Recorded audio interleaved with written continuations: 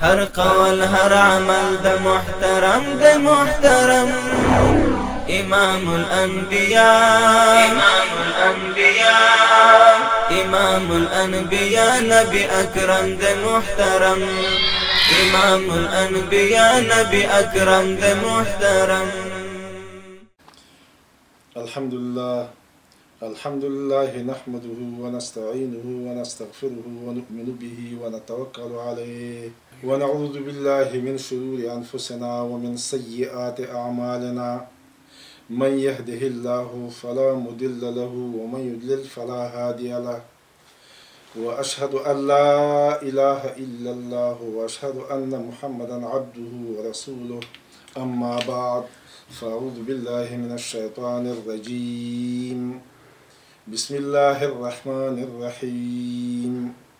وما أرسلناك إلا رحمة للعالمين. إن الله وملائكته يصلون على النبي يا أيها الذين آمنوا صلوا عليه وسلموا تسليما. اللهم صل على محمد وعلى آل محمد كما صليت على إبراهيم وعلى آل إبراهيم إنك حميد مجيد. اللهم بارك على محمد وعلى آل محمد كما باركت على إبراهيم وعلى آل إبراهيم إنك حميد مجيد. د ننګرهار د ملي تلویزیون او رادیو ډېرو زیاتو عزتمنو اورېدونکو او کتونکو السلام علیکم ورحمة الله وبرکاته. الله تعالی جل جلاله دې وکړي چې تاسو ټول جوړ روغ خوشحاله په خپلو کارونو کې بریالي او خپلو دغو مبارکو درسونو ته متوجه وئ. مسلمانانو نن د موږ او تاسې د سیرت النبي صلی الله علیه و آله وسلم د درسونو د سلسلې نه 82 درس دی. حتما تاسو ته یاد ده چې په 81 درس کې موږ او تاسې دې ته رسېدلي وو چې موږ رسول صلی الله علیه و آله وسلم بطن نخلې ته راغی. بطن نخلې ته راغی کله چې د طایف نه راوګرځېدو. د نخله په مقام کې نو د موږ د سیرت علما کرام چې دی که نه وایي چې ده څو شپې تېرې کړې څو شپې په دې ځای کې تېرې کړلې وخت تېر کې او غوره سیرت دا یو کتاب دی هغې کې لیکلي چې 10 شپې تېرې کړې 10 شپې دلته د تېرې کړې او 10 شپې چې دی که نه هلته په طایف کې تېرې کړې وې. د طایف خلکو چې کوم وضعیت د رسول صلی الله علیه و آله وسلم سره وکړ هغه ډېر خراب وضعیت و او ډېر زیات بیکاره حالت سره د موږ رسول صلی الله علیه و آله وسلم مخامخ شو د دوی د وجې نه.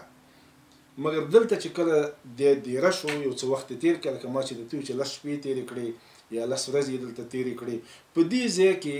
الله تعالی جل جلاله د موږ د رسول صلی الله علیه و آله وسلم سره مسلمانانو دا کومک وکړي چې دلته انسانان نه پیرانو ته الله تعالی توفیق ورکړي پیران مسلمانان شو. پیرانو چې دی که نه ایمان راوړو او یوازې دا نه چې دوی ایمان راوړو مسلمانانو دوی د دې ځای نه داعیان هم جوړ شو. خپل قوم ته چې لاړه خپل ولس ته چې لاړه خپلو خلکو ته چې لاړه هغلته هغوی ته دعوت هم ورکړي او د دې دعوت په نتیجه کې الله جل جلاله د دوی د قوم نه 300 تنه دا مسلمانان کړو. 300 تنه مسلمانان شو. نو د دې پیرانو د مسلمانۍ د وجې نه د مسلمانېدلو د وجې نه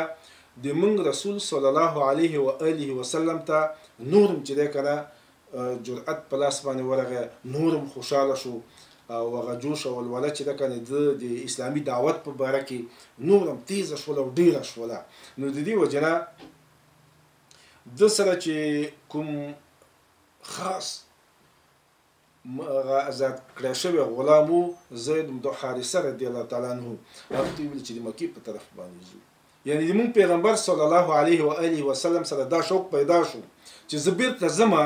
مکې معظمې ته او هلته خلکو ته بیا دعوت ورکوم. ما خپل دعوت لکه څنګه چې مخکې مې شروع کړی و په هغه ډول باندې بیا کوم.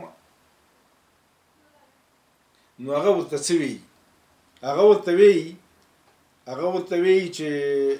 ته څنګه مطلب هلته ځې کیف تدخل علیهم هغوی ته څنګه ورځي وقد اخرجوک هغه خو ته ایستلی که نه زید رضی الله تعالی عنہ رسول الله صلی الله علیه و آله وسلم ته وی ته څنګه بیا ورځې او ته د مکې معظمې نه ایستلی یو بیا ورځې ورته ځکه هغه ته خو دا حالت معلوم و د هماغوی د بد وضعیت د وجې نه د دعوت نه قبلولو د وجې نه د مخالفت د وجې نه د تصادم او د ټکر د وجې نه د موږ رسول صلی الله علیه و آله وسلم دې ته اړ شوی و چې دې ځای لاړ شي او نور خلکو ته چې دی که نه دعوت ورکړي طایف خلک یې په نظر کې نیولي وو نو ورته وایي چې هغه خو ته ایستلی ته مطلب بیا څنګه ځې هلته ولې فقال یا زید د موږ رسول صلی الله علیه و آله وسلم ورته وایي چې ای زیده ان الله جاعل لما تراه فرجا ومخرجا ان الله بشک الله تعالی چې دی جاعل ګرځونکی دی لما تراه هغه څه ته چې ته یې ګورې چې ته ته تشویش لرې ته چې په دې اړوند مشوش یې هغې ته به الله تعالی جل جلاله فرجا ومخرجا بس یوه لاره چې ده که نه مخرج دا به پیدا کړي الله تعالی جل جلاله به موږ سره کومک وکړي وان الله ناصر دینه وان الله ناصر دینه ومظهر نبیه الله تعالی جل جلاله خپل دین سره کومک کوي او خپل نبی صلی الله علیه و آله وسلم چې دی که نه دا کامیابوي ته دې باره کې تشویق مه کوه الرحیق المختوم سلم الصفا نو دا خبره چې کله ورته وکړله دې ځای نه دوی زیاتي روان شو دې ځای نه چې روان شو نو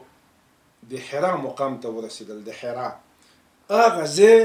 چې د موږ رسول صلی الله علیه و آله وسلم باندې اوله دفعه وحی نازل شوی و دې ځای ته ورسېدل دې ځای چې ورسېده نو خپله راسن خو رسول الله صلی الله علیه و آله وسلم مکې معظمې ته نشي تللی هغه کافران خو بیا مخالفت کوي بیا لانجې جوړوي بیا مشکل جوړوي نو دې ځای کې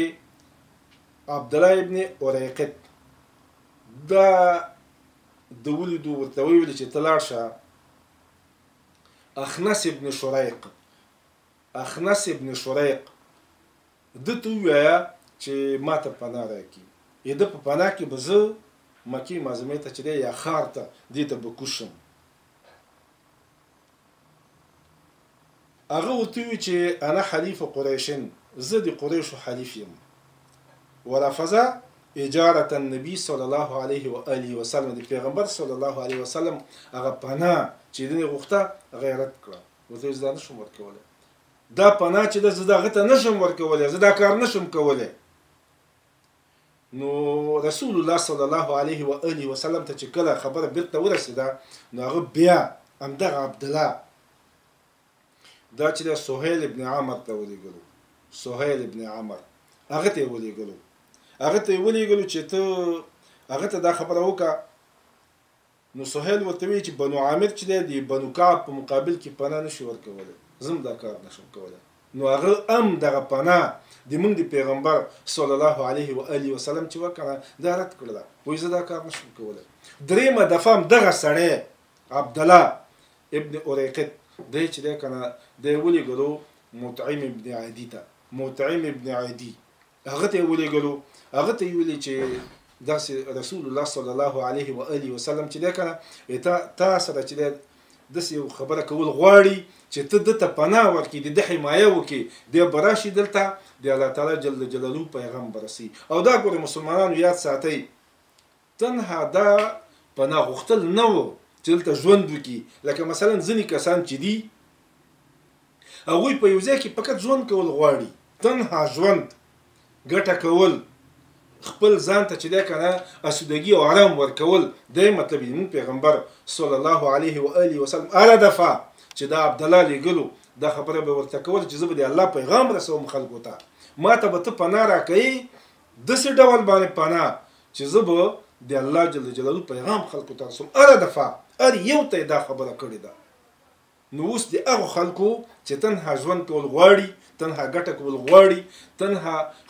د خپل بدن یا د خپلې کورنۍ د خپل ځان د آرام په فکر کې د هغې خلکو او د موږ د پیغمبر صلی الله علیه و آله وسلم د حالت په باره کې څومره فرق راځي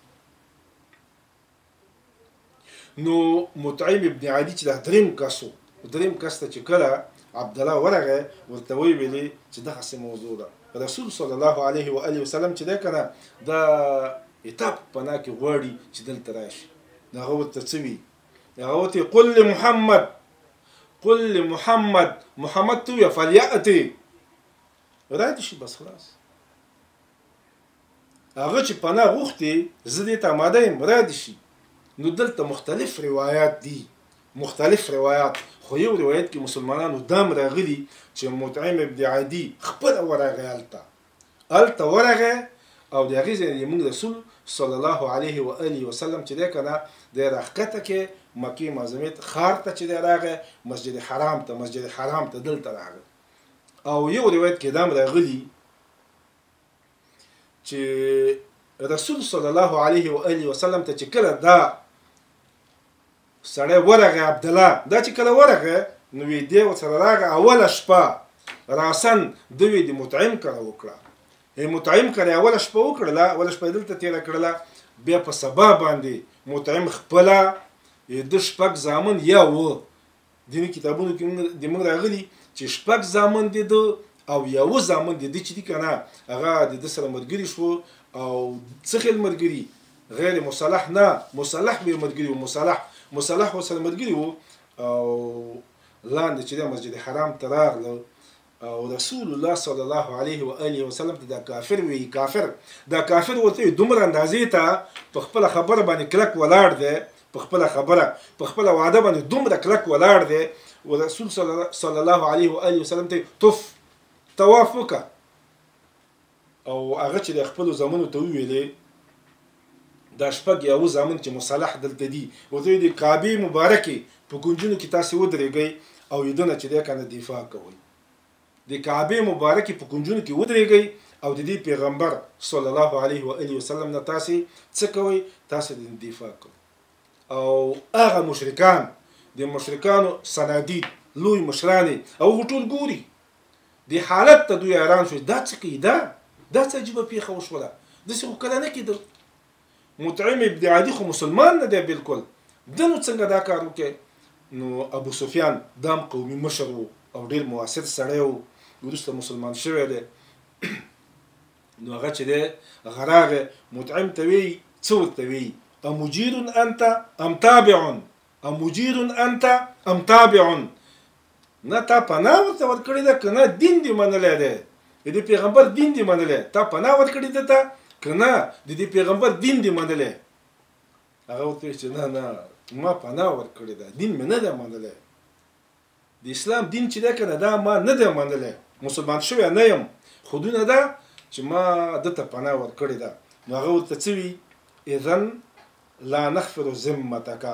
قد اجرنا من اجرته، وی بس نو دا تا چې کومه ذمه دې ده کړې ده یا پناه دې ورته ورکړې ده دې ته مونږ هم احترام لرو، دې چې دی مخالفت مونږ نه کوو، دا ماتوو مونږ نه. اذن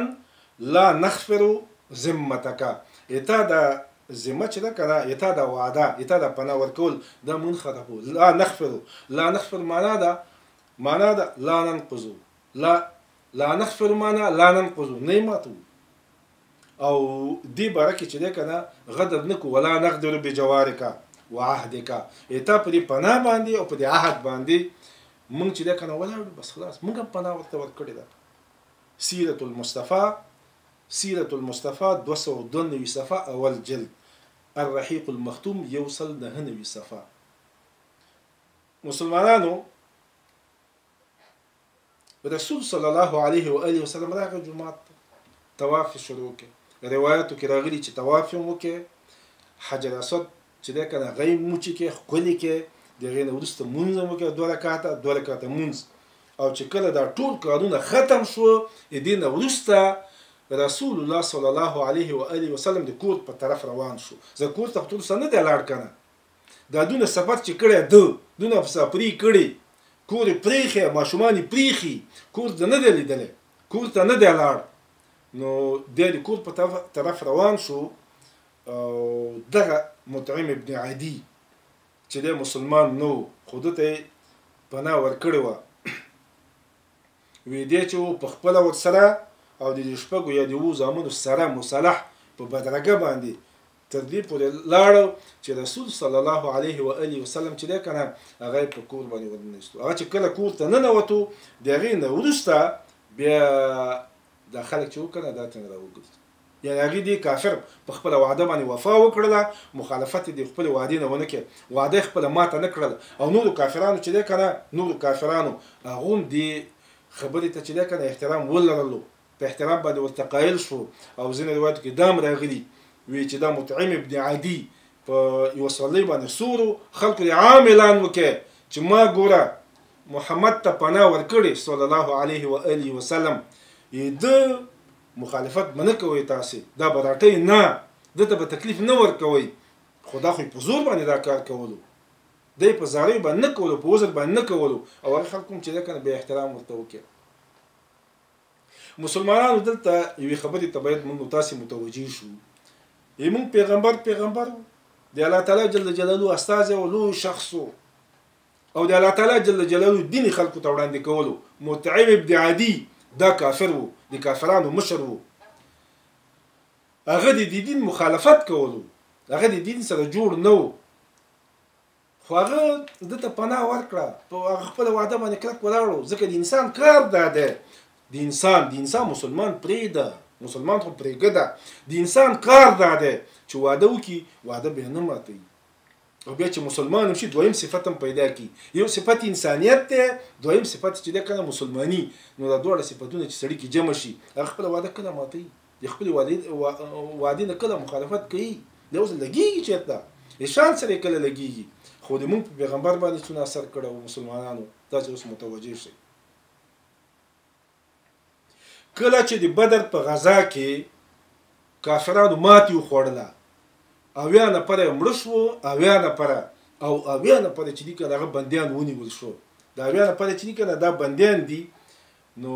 د موږ رسول صلی الله علیه و آله وسلم دومره اندازې ته وفادار